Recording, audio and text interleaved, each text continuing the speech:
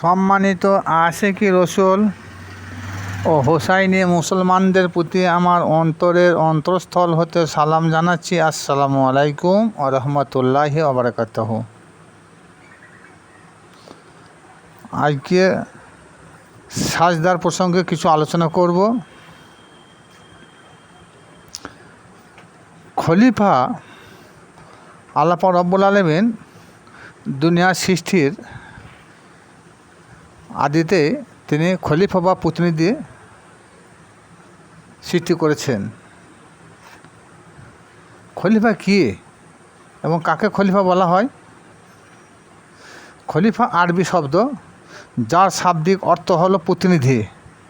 প্রতিনিধি উহাকে বলা হয় যিনি কারোর পরিবর্তে যে কোনো কাজে নিযুক্ত থাকে, তাকে খলিফা বা প্রতিনিধি বলা হয়।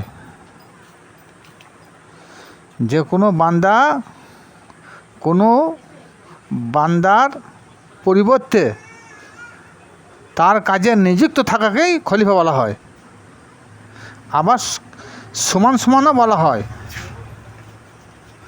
খলিফাকে কয়েকটা ভাগে ভাগ করা হয়েছে। যেমন যারা কাপড় সেলাইয়ের কাজ করে, এরা এক ধরনের খলিফা। দ্বিতীয় হলো যারা বাচ্চাদের খতনা দেয়, তারা হলো এক ধরনের খলিফা, যেটা হাজাম বলা হয়। তৃতীয় নম্বর খলিফা হলো আল্লাহর দ্বীনের ওয়াস্তে যারা কাজ করে, তারাই হলো আল্লাহর প্রদত্ত খলিফা বা প্রতিনিধি। খলিফা বা প্রতিনিধি মূল কাজ হলো আল্লাহর বাণী প্রচার করা। এখানে আল্লাহর বাণী বলতে মহাগ্রন্থ আল কোরআনে যাহা কিছু আদেশ নিষেধ, জায়েজ নাজায়েজ, হারাম হালাল তিনি উল্লেখ করেছেন, সেগুলো মানুষের নিকট পৌঁছে দেওয়া। আল্লাহ যাহা বলেছেন তাহার বাইরে কিছু বলা যাবে না, এবং যাহা করতে আদেশ করে নাই তাহা করা যাবে না। সঠিকভাবে আল্লাহ আদেশকৃত বানিয়ে প্রচার করাই কাজ হলো খলিফার, যাকে বলা হয় সেম টু সেম বা সমানও বলা যায়। ওই জন্যই বলা হয়েছে যে খলিফার আর এক নাম হচ্ছে সমান। একজন খলিফা যে হাতে কর্ম করে সে হাত আল্লাহরই হাত হয়ে যায়। যে পায়ে চলে সে পা আল্লাহরই পা হয়ে যায়। যে মুখে কথা বলে সে মুখ আল্লাহরই মুখ হয়ে যায়। যে চোখে দেখে সে চোখ আল্লাহরই চোখ হয়ে যায়। এই জন্যে আল্লাহ পাক রব্বুল আলামিন আজরাইলকে বলেছিলেন, তুমি আমার খলিফা আদম আলাইহিস সালামকে সিজদা করো, কিন্তু সে সাজদা করতে রাজি হলো না। সেদিন আল্লাহর আদেশ মতো সকল ফেরেশতা আদমকে সাজদা করেছিল, কিন্তু ইবলিস সাজদা না করায় তার গলায় লানতের তখ্ত পড়িল, সুতরাং সে কাফের শয়তান হয়ে গেল। অথচ আল্লাহ বলেন, আমি ছাড়া সাজদার মালিক কেউ নহে। সূরা হামিম সাজদায় আয়াত নম্বর 37। এই আয়াতে আল্লাহ পাক রব্বুল আলামিন বলেন, আল্লাহ ব্যতীত তোমরা অন্য কাউকে সিজদা করিও না। আদম যখন কাদামাটির তৈরি ছিল, তখন আল্লাহ আদমকে সিজদার কথা বলে নাই। যখন না ফাঁকতো ফি মি রুহি, অর্থাৎ আল্লাহ সেদিন স্বয়ং রুহ আকারে আদমের মধ্যে প্রবেশ করলেন। তারপর আল্লাহ ফেরেশতা মণ্ডলীকে ডাক দিয়ে বললেন, তোমরা আমার খলিফা বা আদমকে সিজদা করো। তার আগে আল্লাহ এই সাজদার কথা বলেন নাই। আদমের ভিতরে তিনি বসবাস করবেন বলে নিজ হস্তে আদমকে সুন্দরভাবে সুষমভাবে তৈরি করলেন। আল্লাহ জানিয়ে দিলেন যে আদমকে সিজদা করলেই সেই সিজদার মালিক আদম নয়, সাজদার মালিক হবে আমি। তার জন্য আল্লাহ বলেন, ইয়া আইয়ুহাল্লাযিনা আমানু লা তাত্তাবিউ খুতুওয়াতিশ শাইতান। অর্থ, হে ইমানদার বিশ্বাসীগণ, তোমরা শয়তানের পদাঙ্ককে অনুসরণ করিও না। আমাদেরকে ভাবতে হবে যে শয়তানটা কে এবং এর পূর্বে কি কোনো তার নাম ছিল? পূর্বে যদি কোনো নাম থাকে তাহলে কোন কর্মে সে শয়তান হলো? আমরা যাকে শয়তান বলি তার পূর্বে নাম ছিল আজাজিল আলাইহিস সালাম, কিন্তু আদমকে সাজদা না করায় তার পদবি হলো ইবলিস, শয়তান। তার জন্যে কোরআন বলছে, তোমরা শয়তানের কর্মকে অনুসরণ করিও না। বর্তমান মানুষ সবাই তো সেই পথের পথিক। এটা আমি বলি নাই, আল্লাহর কুরআন বলছে। সূরা নূর আয়াত নম্বর 37।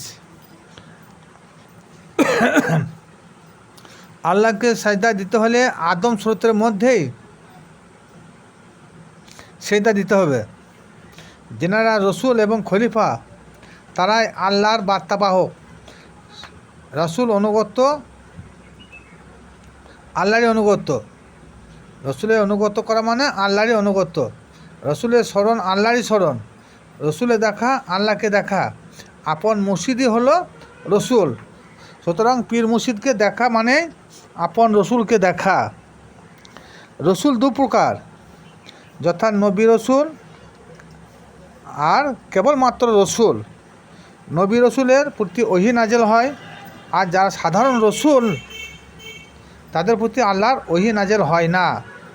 যেমন আলী একজন আল্লাহ রসুল, হাসান আলাইসাল্লাম রসুল, হোসেন আলাইসাল্লাম একজন রসুল, হাসান বসরি একজন রসুল, খাজা আজমিরি একজন আল্লাহ রসুল, গাউস পাক রহমতুল্লাহ আলাই একজন আল্লাহ রসুল। এছাড়া যত পীর ও মুর্শিদ আছেন প্রত্যেকেই একজন রসুল। রসুলের বাংলা অর্থ হলো বার্তাবাহক বা প্রেরিতর বান্দা। রসুল এবং খলিফাকে সেজদা করা মানে আল্লাহকে সেজদা করা। যেমন সূরা হাদিদ আয়াত নম্বর 4। এই আয়াতের নিম্ন অংশে আল্লাহ বলেন, ওয়া হুয়া মা আকুম আইনা মা কুনতুম। অর্থ, তোমরা যেখানেই থাকো না কেন আল্লাহ সর্বদাই তোমাদের কাছেই থাকে।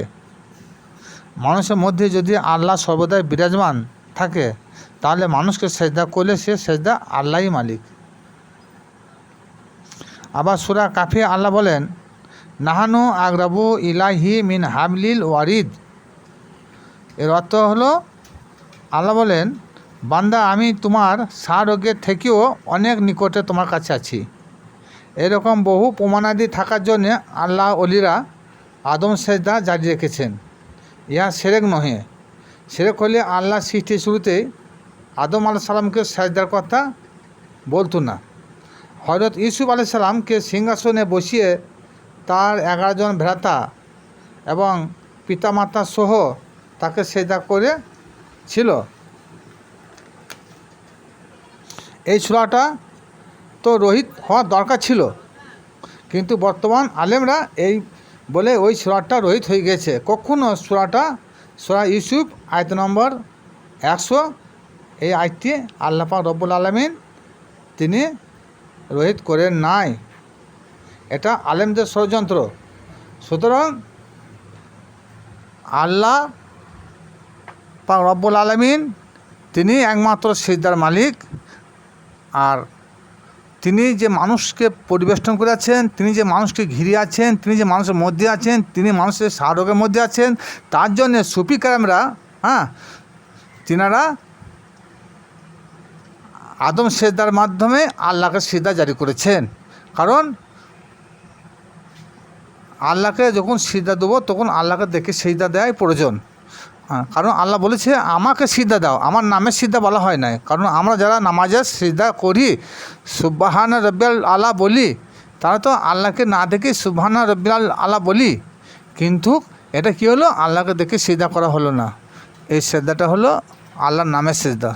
সুতরাং যারা আদম কাবায় সিজদা করবে তারা আদমকে দিলে আল্লাহকে দেখা হবে, রসুলকে দিলে আল্লাহকে দেখা হবে। রসুলের সিজদা আল্লাহ সিজদা, আদম সিজদা আল্লাহ সিজদা, পীর মুর্শিদের সিজদা আল্লাহর সিজদা। ভিডিওটা যারা দেখলেন শেয়ার ও লাইক করবেন। খোদা হাফেজ।